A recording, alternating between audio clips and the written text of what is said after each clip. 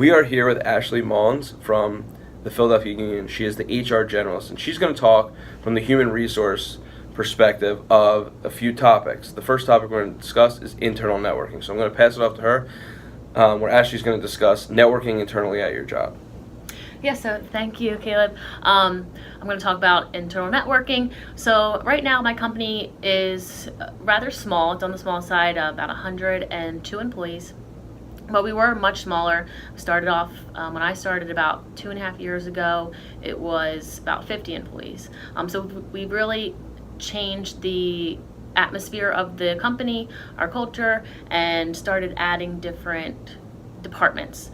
So a bunch of people that have started in one department may have gone to a different department over the past several years, and it's really been showing how your work ethic is in your own department, and showing maybe other managers that you've been successful in your current role and you really wanted to explore and move into a different sort of role within the company. So, and definitely when we are looking at employees, we want to keep people within the company. We don't want to see them leave, and we want to see them advance and be successful within our company. So we definitely like to move employees around and keep them in our company and see them advance with other people in there. Sure. I don't know what I'm trying to say now, but so I was going to say, with the departments, different challenges happen, yep. Right? So how, when you're working on one department or working with one supervisor or team, how do you kind of learn the way internally? Yeah, so I would use one person as an example. She was a ticket sales employee, and they like to say that ticket sales is your foot into the sports industry. And so she came in, she banged it out, hit the ball at the park, and internally networked with the marketing team. So our vice president, she would do side jobs for him and kind of show him that she could handle projects and get things done on the marketing side. So she presented a big portfolio after a while, and when he was looking for a marketing coordinator, she was the front runner for that role.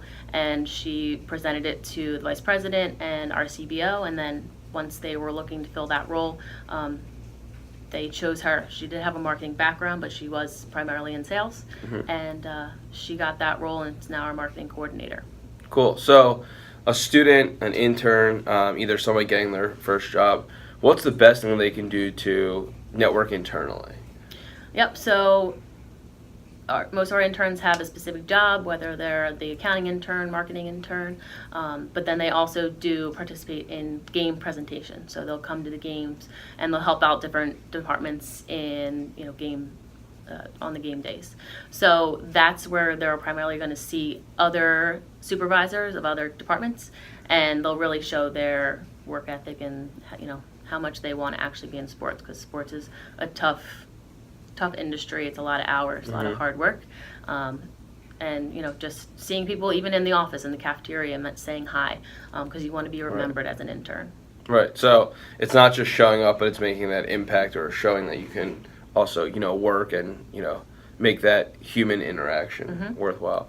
So I guess the other part with internal networking would be how to take that next step. When is it the right time? A lot of people are probably often fearful or feel like they're stepping on boundaries, or maybe they try to force it. They've been there for 30 days and you're like, whoa, pump the brakes a little bit. So talk about that a little. Yep.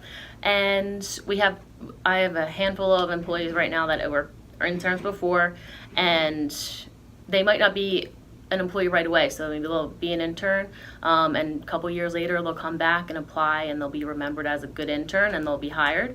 And that's something that happened with one of our employees. He's now our senior coordinator for grassroots marketing. It was a brand new position.